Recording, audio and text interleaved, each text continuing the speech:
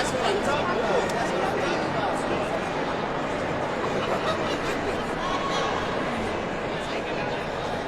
That I was talking about.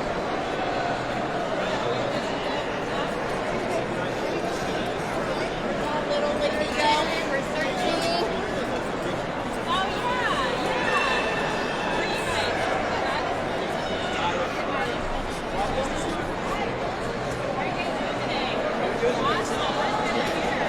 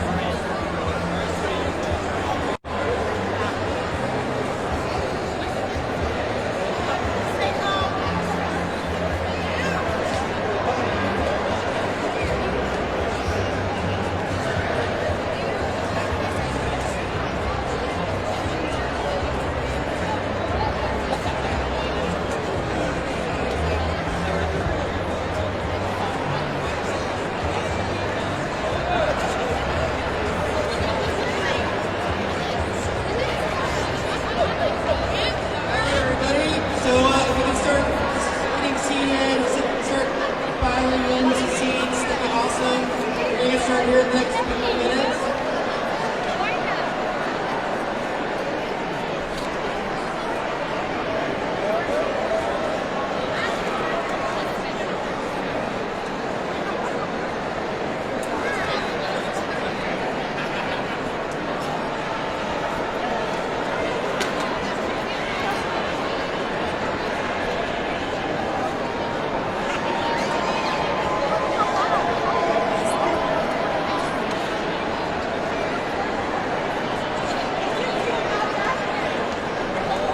I'm standing.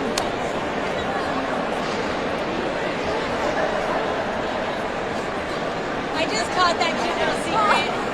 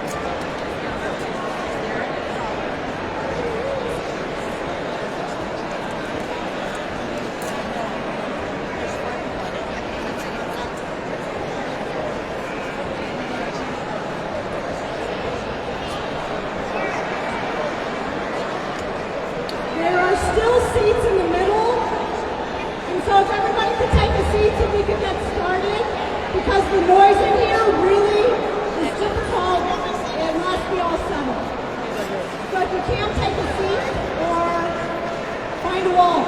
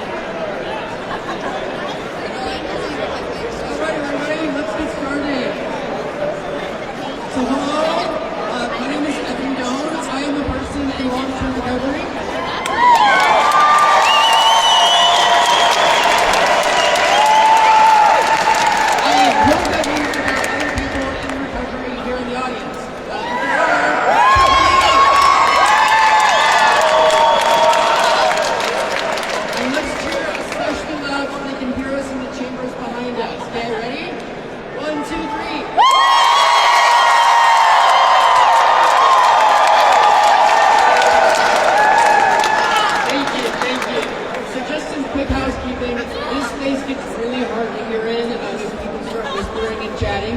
So if you can try to stay quiet, I promise you we'll keep this under an hour so people can get home and go home to your loved ones or get on with your evening. But I just wanted to start by introducing myself. Again, my name is Evan Doan. I'm a person in long-term recovery. I'm the Associate Director of the Utah Support Advocates for Recovery Awareness, USARA.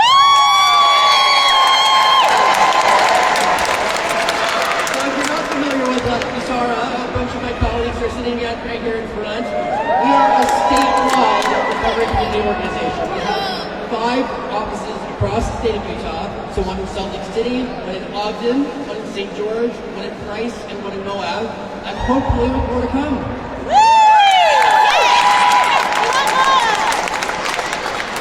Our mission as an organization is to connect and inspire communities to advocate for addiction recovery. We really envision a Utah where recovery community and connection are seen as the most valuable asset for people to recover from addiction.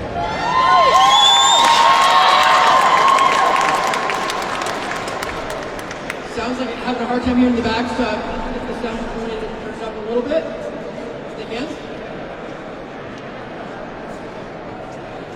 All right, how's this? A little bit better? Yes. Awesome. Cool. All right.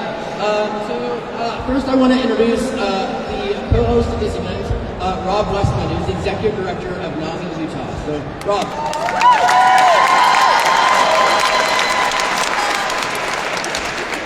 Hello.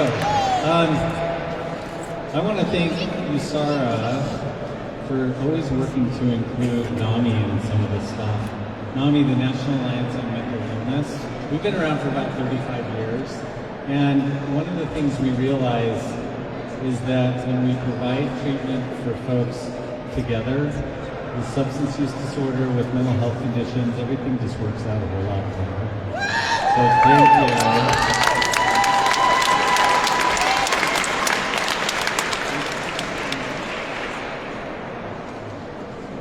Okay, so we're going to keep going with the programs.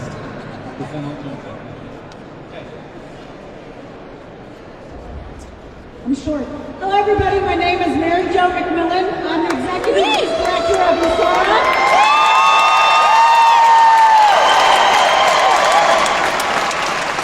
I'm a woman in long-term recovery from substance use, alcohol and drugs, and I also am in recovery from my mental health disorder that I work on every single day.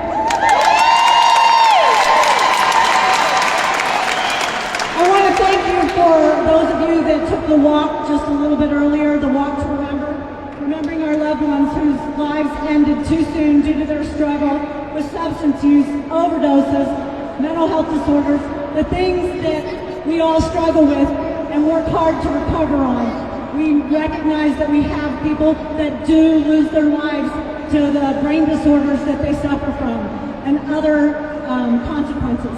So it's important that we don't forget the people that we love and that struggled and fought for their recovery and still sometimes couldn't overcome it enough to stay alive. We're here to continue to support people, help them have hope that we can recover. There's resources. Look at all the people. Look at the person next to you. We recover together. That's why we're here today.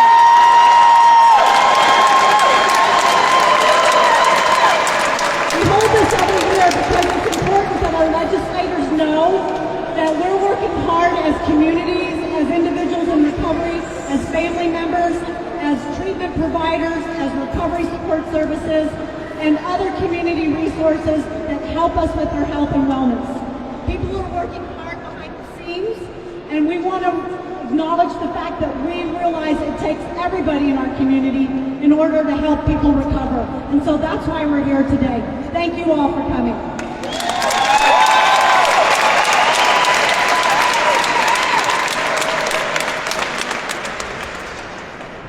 So Mary Jo mentioned some of the things that we do. It's not working. Half an hour. I didn't do it. Okay. We want to talk a little bit about some of the things that happen with a lot of the folks that come up here on a regular basis.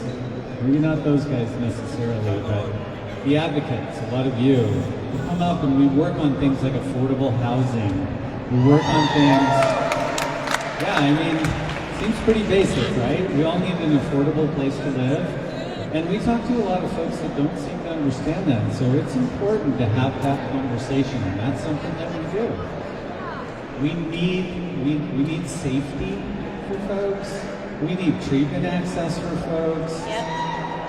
And the thing I've been thinking about the most is this session. It's become really evident that there are voices that are heard, and there are voices that really aren't heard. And today, you're making sure that your voices are heard.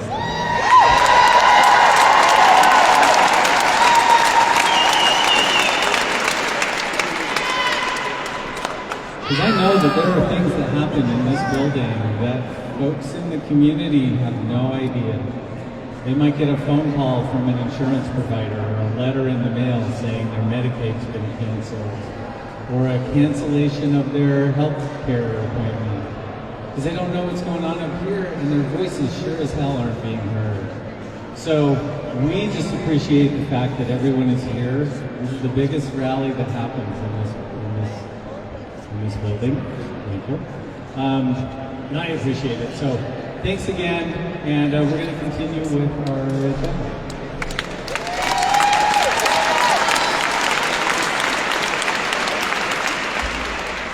Thanks, Rob. So as Rob mentioned, we've been doing this for quite a bit of time. This is actually our 16th annual Rally for Recovery in this space. So thank you. And as Rob was talking about, they hear from people like me, they hear from people like Rob all the time. They hear from our voices quite a bit, but they need to hear from people like you about issues that impact you and your life. So they need to hear from people just like everyday Utahns in recovery about what makes a difference in getting access to treatment, housing support, all of those different things that go into building and developing and sustaining a life in recovery.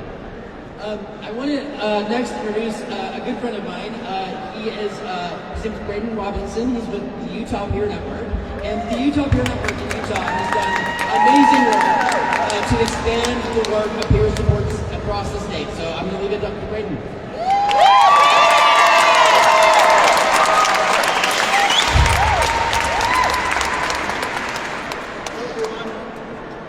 So great to be here with all of you in recovery, our family members, our loved ones, and our allies. It's great to see every year people show up in such huge numbers. My name is Braden Robinson, and I am a person in long-term recovery.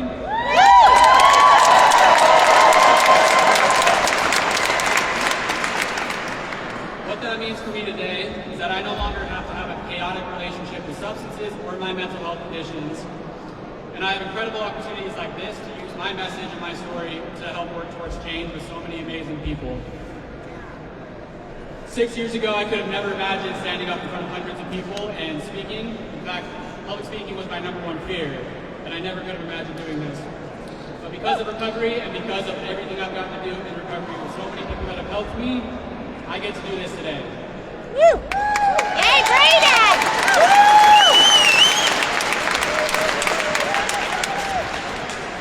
So why am I here? As I mentioned, I'm Braden Robinson. I'm the Associate Director for the Utah Peer Network, and we are a statewide organization dedicated to supporting and advocating for peer support specialists.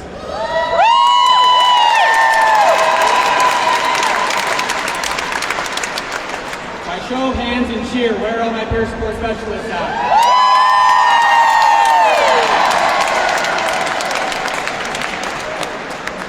Amazing to see everyone here. For those that may not know, certified peer support specialists are people in recovery with lived experience of mental health or substance use challenges, and we use our lived experience to support others in their recovery journeys in a variety of ways and in many different settings. From traditional treatment settings to hospitals to criminal justice settings, we are out here doing this work using our lived experience to support other people. Using skills like motivational interviewing, recovery management planning, group facilitation, linkage to community resources, we model that recovery is real and it is not random.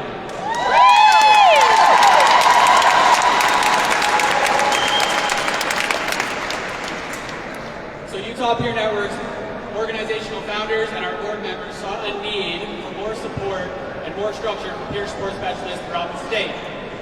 They came together to work towards better supervision, better training, better support, and better connections throughout the peer support specialist community.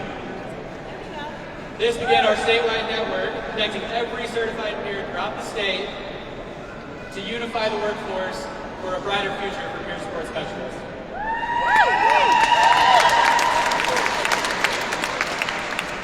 Not only do we have our lived experience, we have continued training and certification, and we know how to navigate systemic barriers and issues from our first-hand experience and how to help other people navigate those as well. But to get to our vision of the future, we can't do it alone. Yes, we need our current peer support specialists, but we also need social workers, SUDCs, psych techs, law enforcement, medical professionals, and everyone working in and around behavioral health to join us in this effort.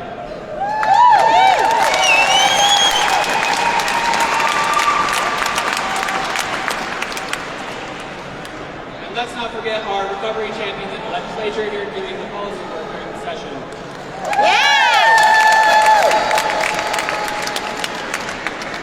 We want to recognize Senators Plum, Escamilla, and Daley Provost, and Representatives Collins, Eliason, Spackman-Moss, Donegan, and Ward for guiding policy that supports the evolution and advancement of recovery and peer support.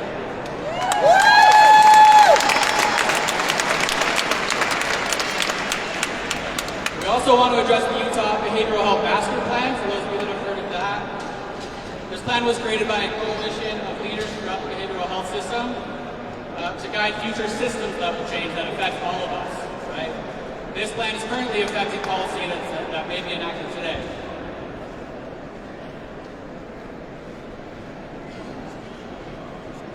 This draft of this plan wasn't perfect, but advocates together united and provided feedback on the plan quickly that was then enacted into the final plan.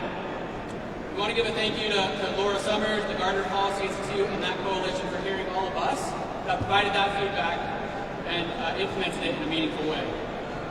Coming together and using our voices is how lived expertise creates change.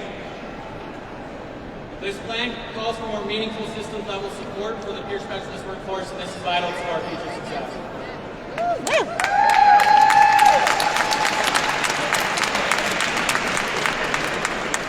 So now, the Utah Peer Network is partnering with the Gardner Institute to do a statewide survey of the workforce experience of peer support specialists, specifically focusing on things like our experience at work, supervision, burnout protective factors, and how the role of peer support is defined in their organization. And we hope to use the findings of this survey to be accessible to anyone in the community in the hope that it will guide positive change.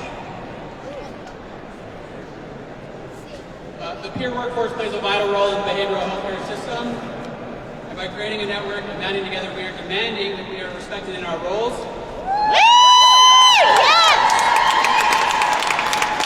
Compensated fairly so that we can take care of ourselves and our families.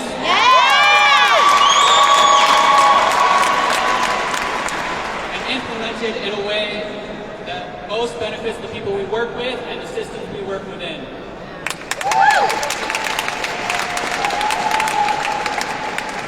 So lastly, I just want to recognize some of the folks that got me here, standing here, as well as UPN started. We wouldn't be here today without our director, Lisa Walker.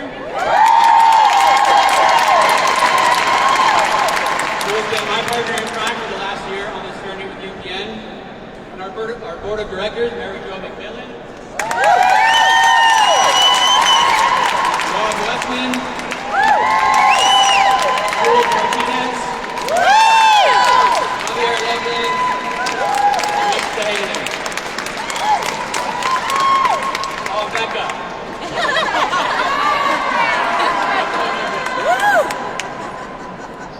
Lastly, a huge thank you to Evan Dunn and Mary Jo and Usara, the entire team, as well as Rob Westman and the Nami team, for putting this rally together, giving us a space to come together so we can use our lived expertise for change.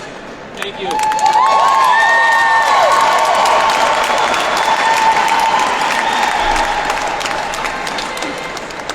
want to bring it to give you a little bit of information about peer support and how far it's come in Utah, because the next presenter is going to be talking about one of the first people I ever met doing peer support in the state of Utah, a woman named Ginger Phillips. She was a woman who did a lot of advocacy work here up at the state legislature. So I met her up here doing work, talking to elected officials as a person in recovery from a mental health condition. And so I learned from her. She taught me a lot about doing work up here. And I am just honored to hold her in our memories today. Next, I'm going to introduce Julie Hartle, and she's going to give us a few words about Ginger. Yay! It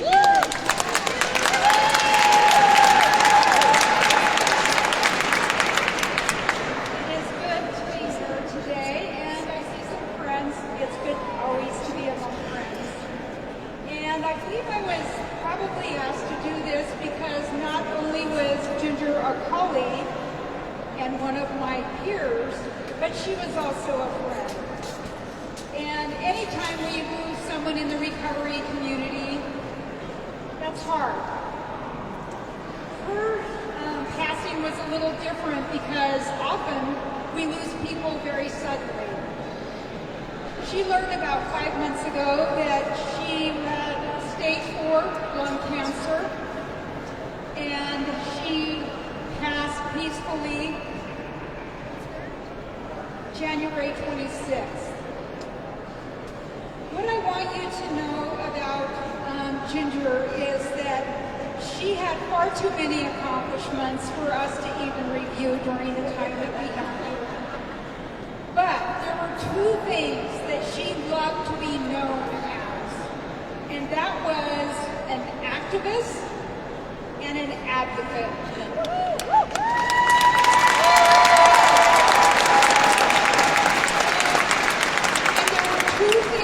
About her on how she did that. She was loud and she was proud. Yes.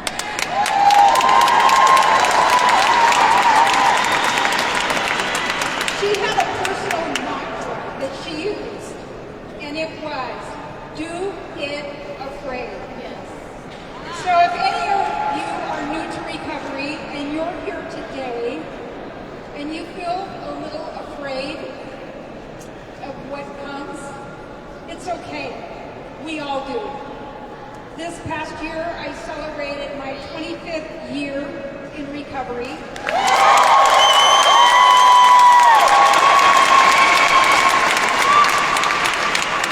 I still work on my serious mental illness every single day.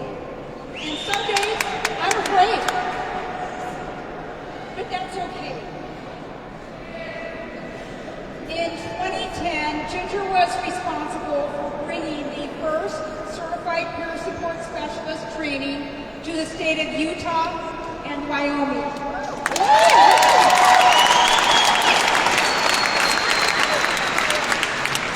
Ginger prepared every year for the legislative session. And she was really good at speaking truth to power. How many of you here today are here to speak your truth to power? Let me hear you.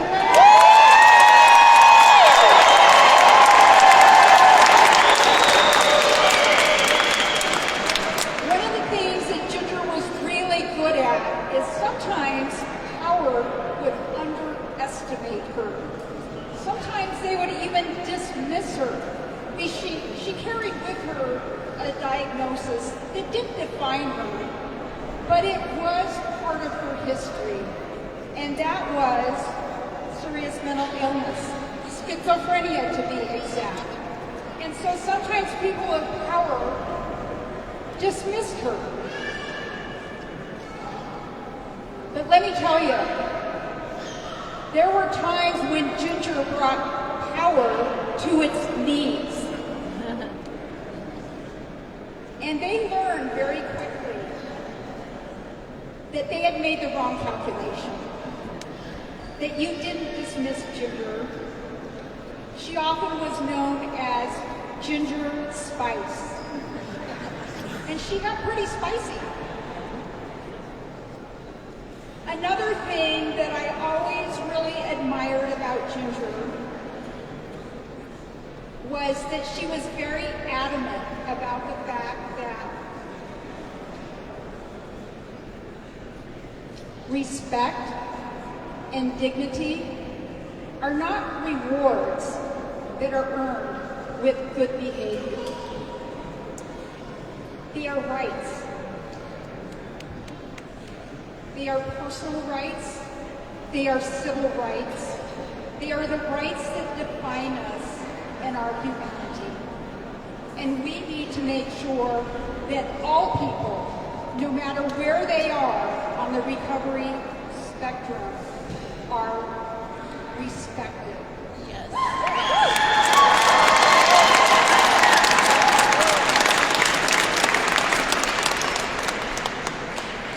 Ginger said that recovery was bold. You must be bold. In her own words, it requires bold steps. Telling your story for the first time, that's bold. Speaking truth to power is bold. In closing, I'd just like to say that Ginger carried that light right up to the very end. She often said, do it afraid, do it afraid. And when she was faced with her life ending, what did she do? She did it afraid.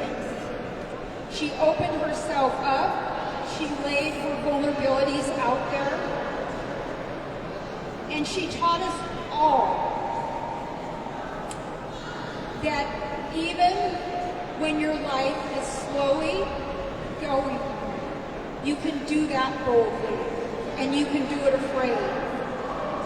And in that teaching, she blessed many people's lives.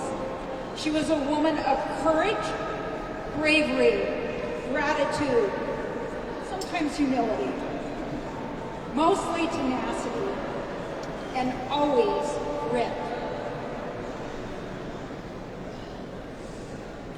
I would want her to know that we will remember her legacy, that she really was the first person in the state of Utah to think it was important for people with lived experience to educate the whole process, to be here, to speak with our legislators, to be able to share our stories and our lived experience. She taught us all that up to the very end. And in doing so, once again, her courage was on full display, and she did it with a lot of grace and dignity. Rest in your power and your strength, Ginger Spice. Rest in peace. Until we meet again. Thank you.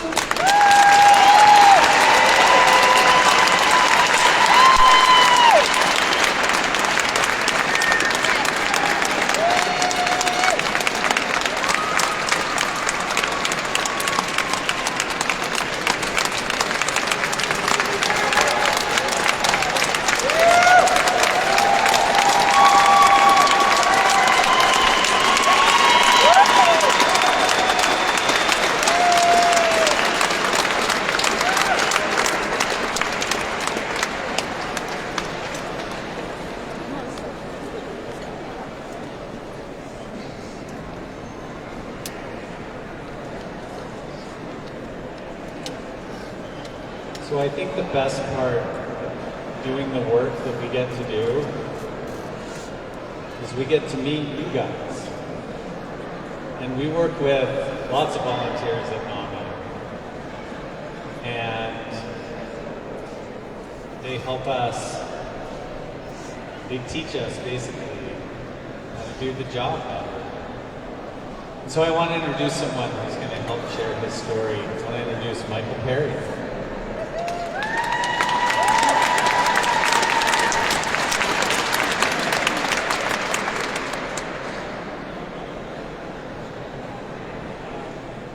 Thanks for being here.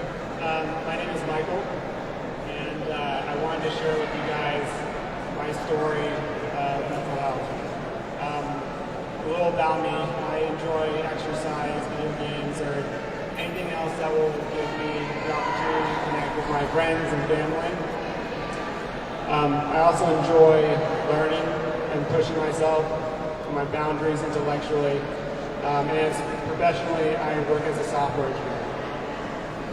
So I want to tell you about my struggle and road to recovery. I have a condition that where I experience a chronic depression mixed with an overwhelming sense of agony and psychological pain. It feels as if the life inside of my chest is being actively sucked out, like there is a black heart or a black hole in my heart should be. My journey started when I was about 15 years old and remained untreated for about a decade. During that decade, my life looks pretty good on paper. I excelled academically, socially, professionally, but on the inside things were different. On the inside, I was coping with the constant pain of my illness and the hopelessness that comes from the long-term caregiver neglect and needless complexities of navigating a broken healthcare system. After a decade of failed therapy and many changes in diagnosis and jumping from one treatment to another, I was finally ready to end my life. Before doing so, I decided to give medicine one last chance, and I was admitted to the psych ward. There I was given yet another medication, but this time it worked. It turns out I either have something called major depressive disorder with mixed features, or a variation of bipolar mixed state with no mood swings. So throughout this experience, it definitely helped that I had a strong support group and family and friends, but that wasn't going to fix it on its own. I think it would have helped to have seen a therapist early on. I definitely had a stigma against mental illness when I was young. I perceived it as a weakness and as a choice. I kept it a secret for the first 2 years and didn't seek help until I was already suicidal. I wish I would have considered a psych ward or an outpatient facility earlier on. They provide a more intense form of care that I clearly needed. Today, I consider myself incredibly blessed. I walked away from that hospital with a very rich life to return to. I have incredible friends, family, and a professional life that I love.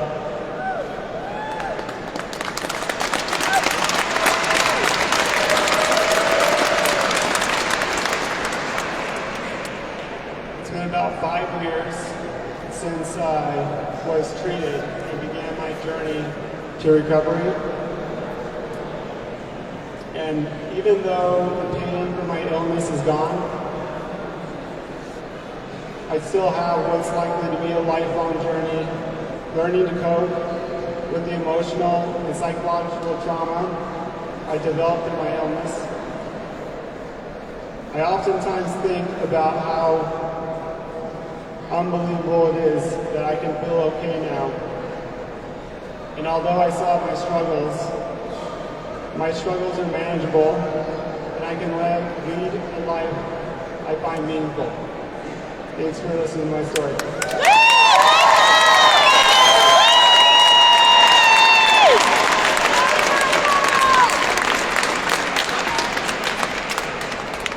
I just want to honor quickly for all of us in this room that it's incredibly hard to show up, especially publicly as a person in recovery, right? Yes. There is a lot of stigma that exists in the world against people with substance use disorders and mental health conditions. And we need to change that. We're working to change that. Yes. We change it by sharing our stories. That's how we change hearts and minds, is by sharing our stories with people that care. So next, I'd like to introduce you to another friend of mine from Latino Behavioral Health Services, Nata Choi.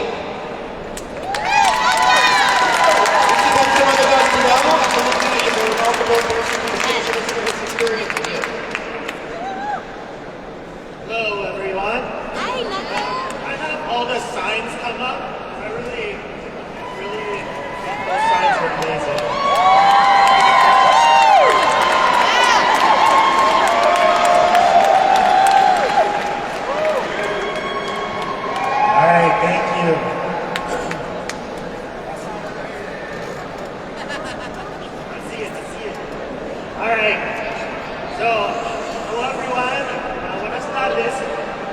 is Nata Choi. My pronouns are he, they, and I am a person in long-term recovery of mental health.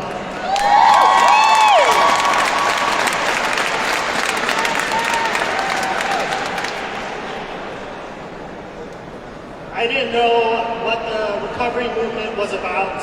I didn't know that there was such thing as recovery organizations and peer support. But when I met Latino Behavioral and I started my journey there, I found that I was not alone. I was not alone in my journey to my own recovery. I was not alone in my passion for my community. And I was not alone in wanting to offer a hand to someone that is going through a similar or same experience as me. As a queer person of color, I have faced many hard and tumultuous nights and days trying to find myself, my identity, and who I am. But when I began to be part of the recovery movement, I knew that whoever I decided to be, whatever I identified it as, whoever I loved, I would be welcomed in the recovery community.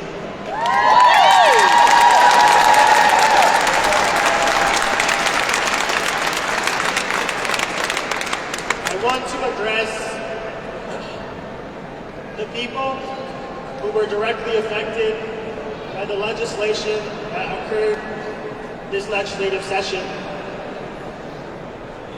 To the trans person who has to wait until they have to go home to use the bathroom.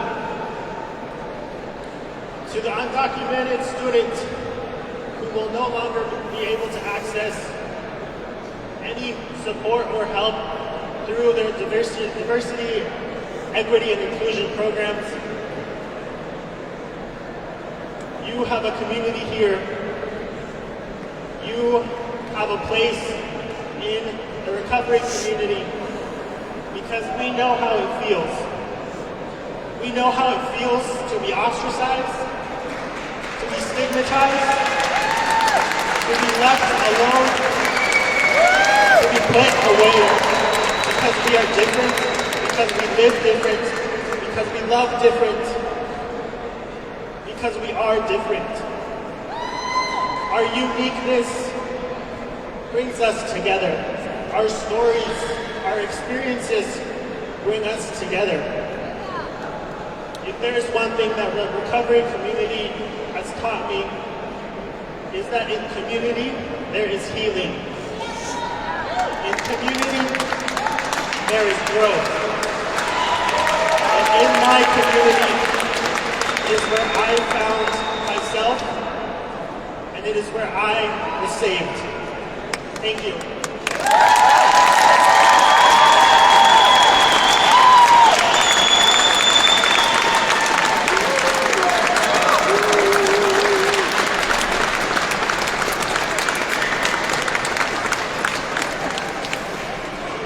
So the legislators are just finishing up with some of their floor time, so they're going to be coming down and talking to us a little bit. So I want to start off with a friend to recovery, someone who is critical to getting Medicaid here in Utah, Representative Jim Dunnigan.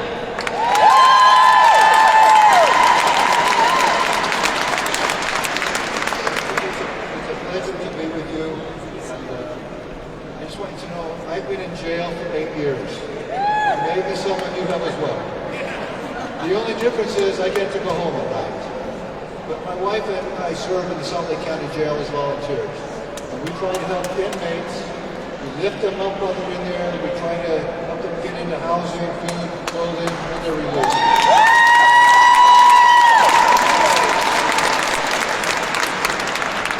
And we love doing it.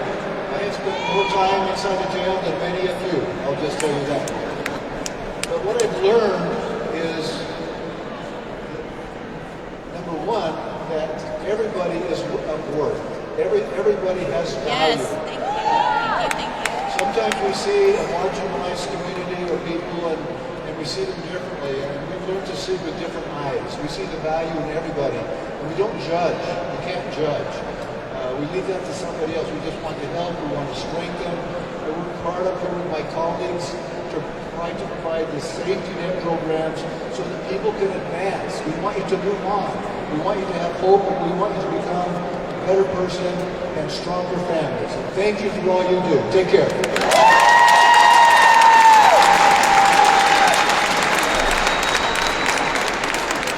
Just a quick reminder, as we go through these speakers, let's try to remain a little bit quiet in this space just because it gets really hard to hear when people are talking.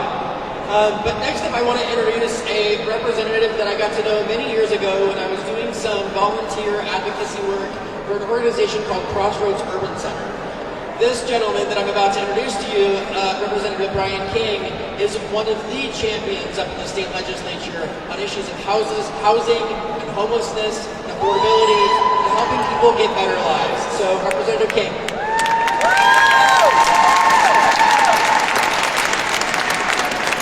Thank you so much for being here today. We need to see you. We need to hear your voices. One of the things that we lack up here at the state legislature among my colleagues is the kind of diversity that this group brings today. So thank you for that. Thank you for your life experiences. In my real work, I'm a lawyer and I represent families who have had denied health insurance claims. I sue insurance companies for families who have had denial of treatment for mental health and substance use disorders.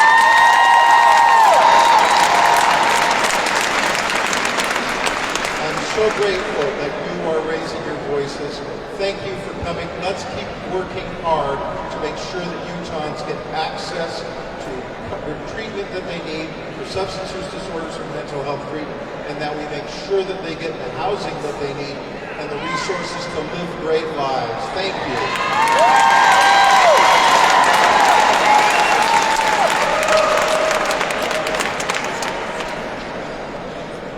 Talk about a really important committee that does a lot of work up here. It's Social Services Appropriations. And so they do a lot of work to help decide how our taxpayer money is going to be spent on social services, things like treatment and housing, all the things that matter to people in this room.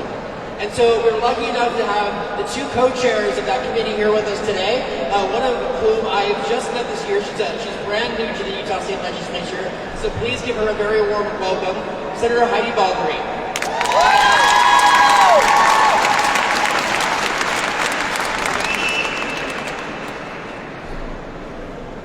So recovery is an issue that is near and dear to my heart. My sister almost died of an overdose of a mixture of heroin and a designer drug while in high school. But like many of you, her story didn't begin with her near demise. At the tender age of 12, she was gang raped, and this led to a multitude of struggles that included drugs and alcohol. Now, whether your journey started out of sheer curiosity, a one-time bad decision that led to others, a prescription addiction, or something that spiraled. Maybe it was just to self-medicate to cope with a host of other physical or mental traumas. I'm not here to judge you. I applaud you for making it through to today. Woo!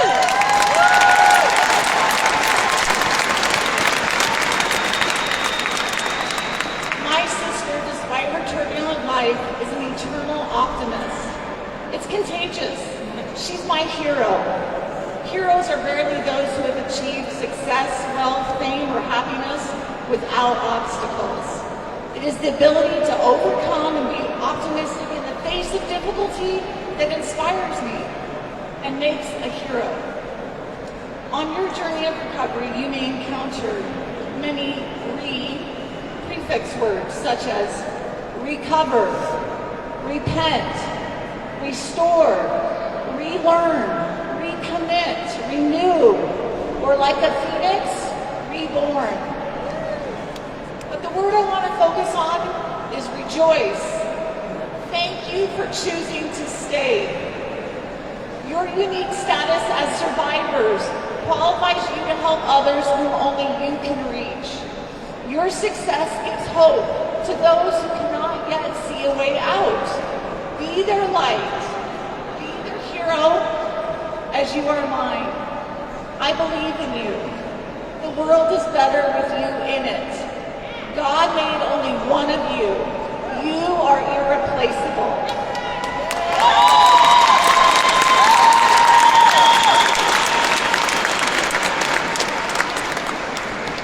While living in Japan, I learned about the Japanese art of repairing broken pottery called kintsugi. They use gold, silver, platinum to mend cracks in the pottery and ultimately create a totally unique and more beautiful piece compared to the original. Rather than disguising or hiding the piece's flaws or getting rid of it, this mending and repairing process uses these precious materials to highlight the history of the piece. This form of art embraces imperfections and demonstrates that a piece of pottery once broken can remain not only useful, but beautiful, more beautiful.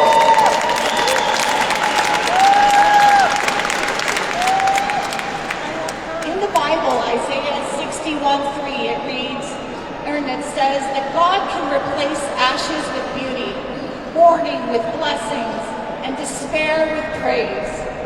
Like the hero of Greek mythology, Odysseus, your journey to recovery may be marked with peril, obstacles, and battles.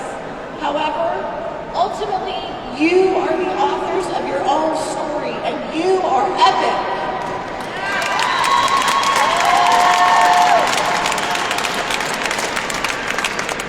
God bless each of you on your road to recovery.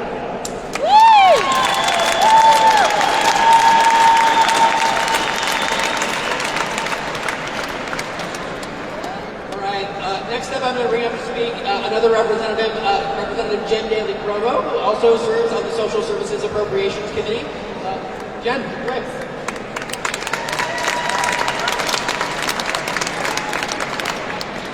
All right, now I'm going to take a selfish moment. Smile. Do it! So thank you.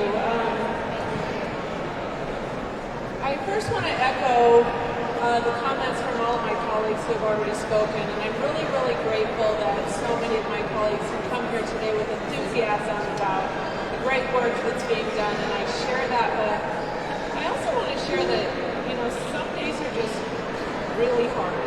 Today, for a lot of reasons, for me, was really hard.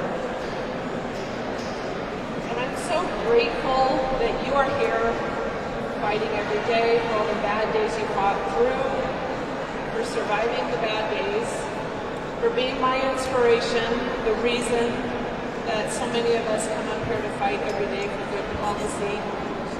Thank you for being the amazing people you are, for being my inspiration, for being the voice for so many people who to this day still don't have a voice, or maybe those we've lost, whose voices are gone forever. Thanks for getting me through the hard days, because today you're here for me more than I'm here for you. But I'll be back tomorrow and I'll keep fighting for 2 minutes.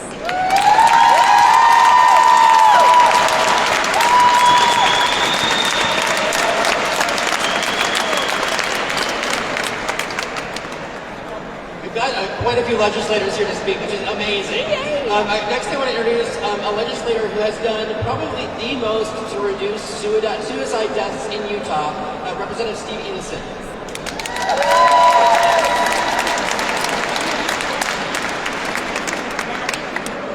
Thank you for being here. This is the best rally of the session, bar none.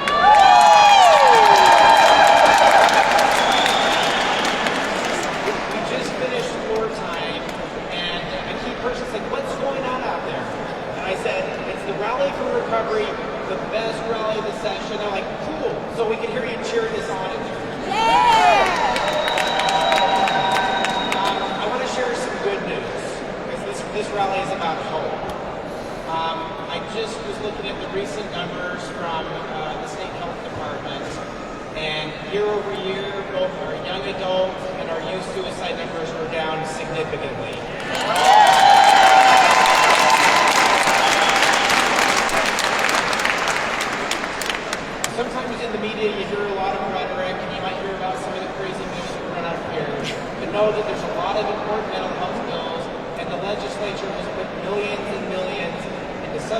treatment and mental health through programs like the Live On campaign, Safe UT, and a number of other programs. So get to know your legislators, thank them for the good work they're doing, bring them good ideas. Now, I want to tell you about something that really cool that just happened. This is my 14th year here, but there's a freshman who's brand new, and the very last bill we just passed a few minutes ago in the House of Representatives is that on this topic, it's a significant suicide prevention bill, and it was passed by Representative McPherson, which you'll hear from in a minute. He didn't even know what this rally was about. I said, you need to come speak. So this is an important bill that I'll let him describe to you, but please welcome Representative McPherson. Thank you.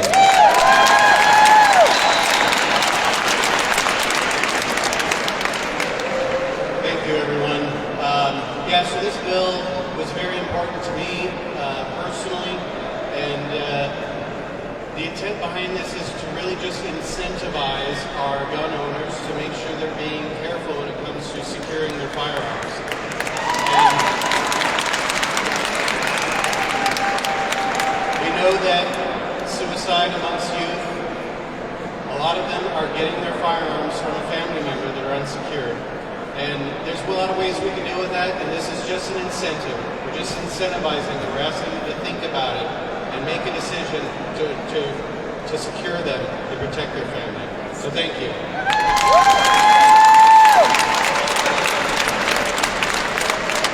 All right, next I want to introduce another dear friend to recovery. He's a physician by day, but he's also one of the co-chairs of Social Services Appropriations, Representative Raymond Ward.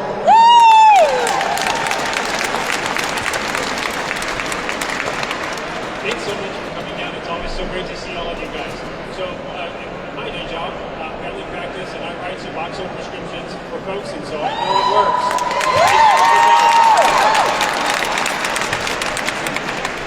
I just want to tell you one thing. Maybe it's a small thing, but it's a good thing from this session. This session, we've got the opioid settlement money that has come in. We've got all of it now deployed this session, so it'll be going out to places where it'll be put to use, not sitting in the bank, that it'll be getting discharged.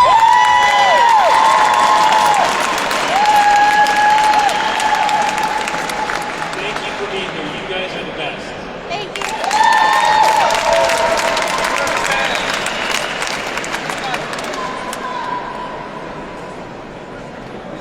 Sorry, I had to remember who I was going to next.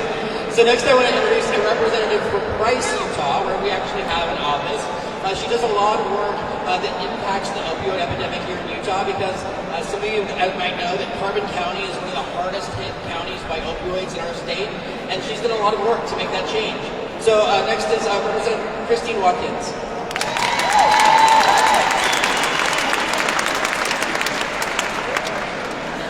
If I could do that now.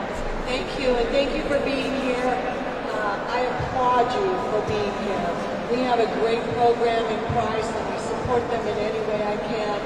I do a lot of work helping families that get involved with DCFS because a lot of times they're dealing with what you also are dealing with, and I believe strong families help make you strong and better. This session I've been working on a lot of things for our economy where I live. Because if we have good paying jobs, it helps motivate you to get up and do the things that you need to support your families and support each other. I want you to know I have friends on Facebook that tell every day the struggles they go through and the people that help them and help them stay strong. And I'm always applauding them, supporting them, and I support you. We have great legislators. We support each other in the bills that we have that will help you. So I applaud you for being here, and thank you for being here and being you.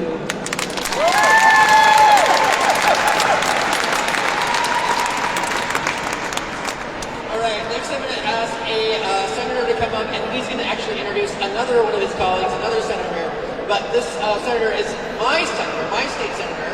And I'll just tell you the importance of reaching out and getting to know those folks, right? I reached out to him right after he was elected in office, and he came and met with me at USARA. He is someone who I've gotten to know, who when he sees me up here, he calls me by name. And so it's really important that we make connections with people up here at the Capitol. So next up, Senator Nate Lewin.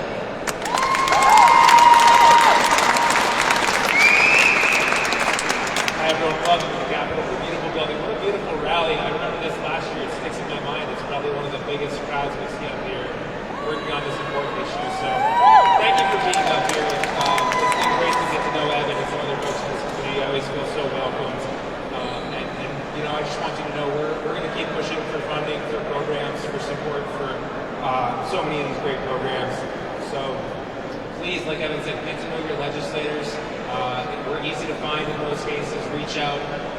Tell us what you think about our bills, what you love, what you hate. It's all really important feedback because we certainly don't always know the best path forward on most issues. We need input from folks who have dealt with situations, who've been through things that we haven't. So with that, I want to introduce someone who's more of an expert than I am in this field, Senator Jen Plum. So thank you all for being up here.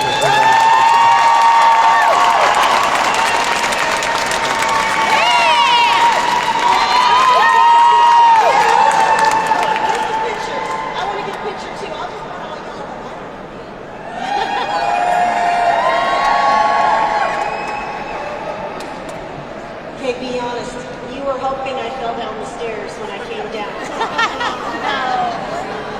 No, if you wear heels on those stairs, like every time I do it, I'm like, I'm going to go to the ground. Someone's going to see me go to the ground. Anyway, I cannot tell you how much I've been looking forward to this all day. Much like my other colleagues have said, you all give us so much hope and so much inspiration. And damn, we do hard stuff, but you've done much harder. So thank you for being you and for being here.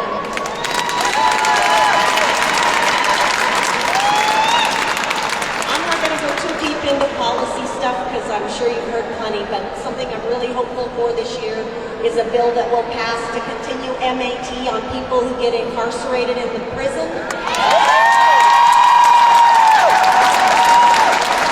Taking people off a life-sustaining medical treatment cannot ever be okay. So please, when that comes up, come talk and rally and help me get that done. I've done something that's made a few people mad this year. I'm going to own it. I did the vape bill. There's people mad about vape, I know it, and please know that the vape bill is about keeping kids away from a substance that I think pretty much any one of us in here that touched dependence-creating substances, nicotine is about the worst. Wish we could look back to our younger self and say, don't do that. And that's what this bill is for me. It's hope for the kids. So if you're mad, I get it. But know that it came from my good heart place, not from a punish people place. So onward we go. Please keep coming up here. Please believe in the fact that Heart Up Here is for you. Please keep saving each other's lives. I started all this because naloxone laws. I don't have these good folks here who did it. Without that, I would never have come here, and without you all, I would not be able to stay here. So thank you, thank you, thank you.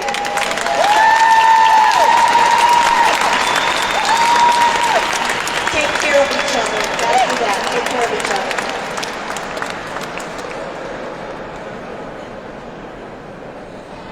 As you can tell, a lot of our elected officials have very personal connections to recovery. Whether that's they've lost a family member, they've had someone struggle in their family. We all know someone who's been impacted by substance use or mental health. I want to acknowledge this next speaker is the assistant director at a state office that does the most in Utah to help advance mental health and substance use disorder treatments across the state of Utah. They also help people, individuals, families, family support programs find their kinds of people. So I'd like to introduce my friend Eric Tadahara. He's the assistant director of the Office of Substance Use and Mental Health.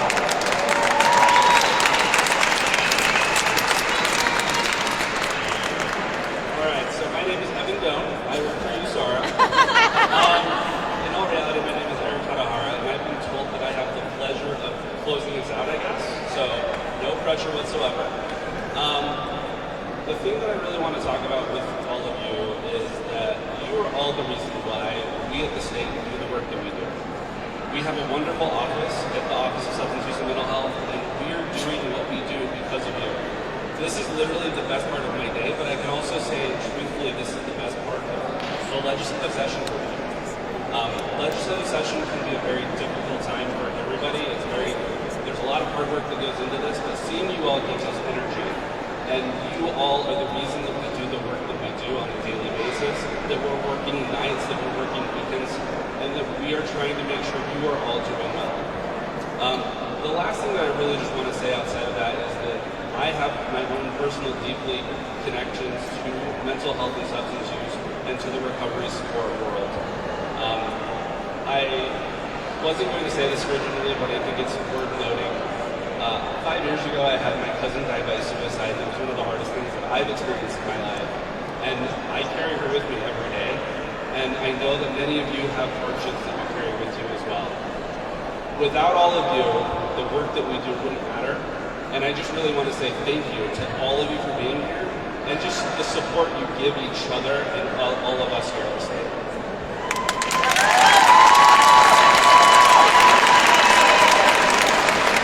Great. Well, thank you so much. We're going to wrap it up. But I do want to just say thank you to everyone who showed up today. One last round of applause for all of our speakers.